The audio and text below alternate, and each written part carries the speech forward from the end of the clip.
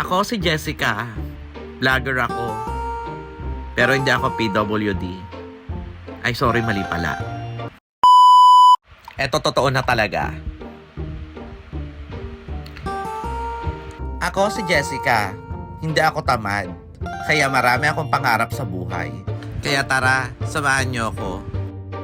Sa araw nga habang naglalakad ako dito sa kahibaan ng Ibayo, dito sa Balanga City, Bataan, meron akong namataan na flyers at agad ko naman itong pinulot.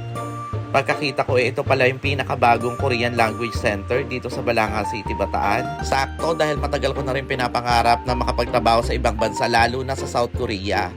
Kaya naman napaisip ako at napatanong bigla sa akin sarili na bakit di ko kaya subukan. At uumpisahan ko yan dito sa EPS Korea, Balanga. Gusto nyo ba magtrabaho sa South Korea at kumita ng 88,000 to 140,000 a month? Pero syempre, kailangan muna natin mag-aral ng Korean language.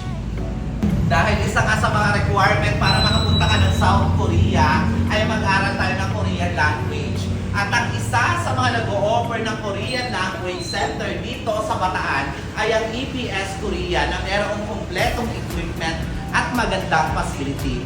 Tara na, mag-enroll na tayo para naman makalipad ng ating team sa South Korea. Ang EPS Korea Balanga nga pala isang Korean Language and Employment Assistance papunta sa South Korea. Pero hindi sila recruitment agency dahil nga ang employment sa South Korea ay government to government ang process. Dito kahit sino pwede, kahit babae ka man o lalaki, 18 to 37 years old, walang height and weight requirement, basta wala kang criminal record sa Philippines at sa South Korea and fit to work ka, ay pwede ka dito. Ang maganda nga dito sa EPS Korea Balanga ay yung kanilang napakagandang facilities na air condition na ang room. Meron din sila ditong free wifi, meron din sila ditong skill test na binibigay, meron nga rin sila ditong kitchen area at 10 computer sets. 2 months course nga pala yung binibigay nila dito sa kanilang learning program na 3 hours per session. Meron sila ditong class schedule sa morning, sa afternoon at sa evening, at meron ka na rin 2 textbook. Meron din silang mock test na binibigay every Saturday, at meron silang free assistance on online DMW, E-Reg and EPS topic na 3 hours din per session. Meron din sila ditong take-home learning material na naka-printouts na, kaya naman wala kang aalalahanin dito. Tuwing Sabado at Linggo, magkakaroon po tayo ng mock test. Ito po ay libre, onwards, hanggang sa mapag-take ka ng exam.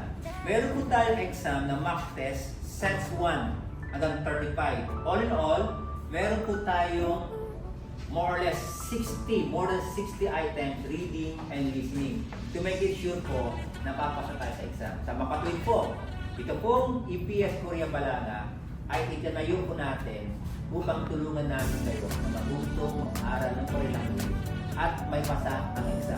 At alam nyo ba na sa taon na to ang kailangan ng migrant worker ng South Korea ay 165,000?